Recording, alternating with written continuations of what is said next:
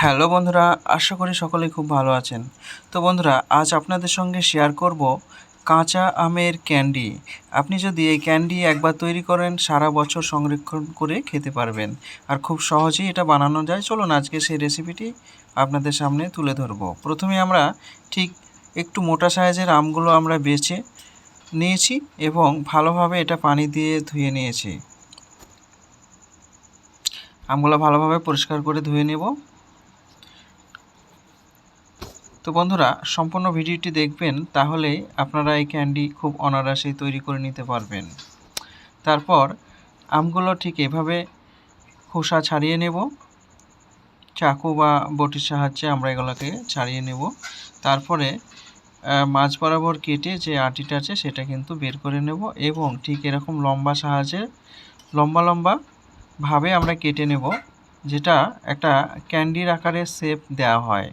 তা যতগুলো ক্যান্ডি আমরা তৈরি করব ঠিক ততগুলোই আমরা এইভাবে পিচ করে নেব, বেশি করে আম নিয়ে। আমরা এখানে মিনিমাম 5 থেকে 600 গ্রাম মতন আম আমরা এখানটায় নিয়ে নিয়েছি এবং এর সঙ্গে আমরা লবণ দিয়ে একটু পরিষ্কার পানির মধ্যে আমরা এখানে মিনিট 10 মধ্যে রেখে দেব, যাতে এটা লবণটা একটু এর মধ্যে প্রবেশ করে নেয়।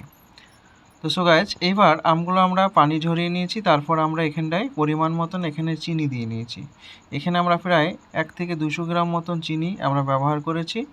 তারপরে ঠিক এইভাবে আমরা একটু হাত দিয়ে মিক্স করে নিয়েছি। ঠিক এই পর্যায়ে আসলে আমরা কড়াই নিয়েছি, কড়াইটা ভালোভাবে গরম হয়ে আসলে তারপরে আমরা এই আমগুলো কড়াইয়ের মধ্যে দিয়ে নিয়েছি। চিনি আর আম একসঙ্গে আমরা দিয়ে নিয়েছি। ঠিক এভাবে আমরা একটি উপর থেকে ঢাকনা দিয়ে মিনিমাম 2 থেকে 3 মিনিট ভালোভাবে ভাপ দিয়ে নিয়েছি। তারপরে আবারও এটা নেড়ে চেড়ে নেব একটু।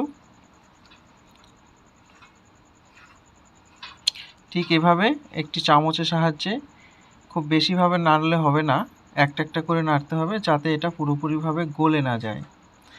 তাই খুব সাবধানে এটা একটু করে নড়াচড়া করিয়ে দিতে হবে, যাতে ভালোভাবে এই আমগুলো হালকা আঁচে একটু হয়ে আসে।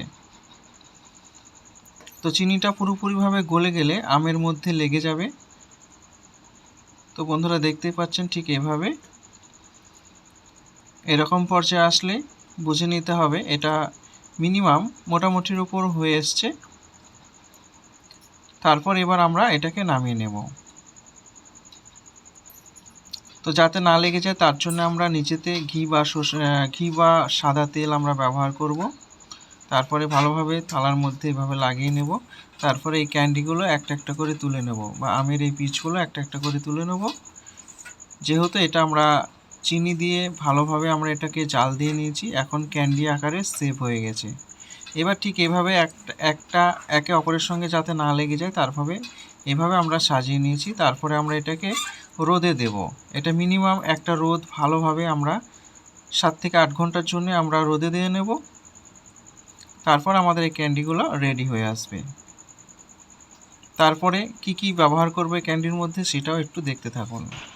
পাশাপাশি আমরা চিনি গুঁড়ো করে নিয়েছি, তাই এই চিনিগুলো উপর থেকে ছিটিয়ে দিয়ে নেব, যাতে ক্যান্ডিগুলো আরও খেতে খুব একটা মিষ্টি লাগে, বা ঠিক যেরকম আমাদের চকলেট খাই সেই চকলেটের একটা যে মিষ্টি বা ফ্লেভারের মতো একটা ব্যবহার হয়ে যাবে। তো বন্ধুরা, আবার একটি ভিডিও নিয়ে দেখা হবে, ততক্ষণের জন্য সুস্থ থাকুন।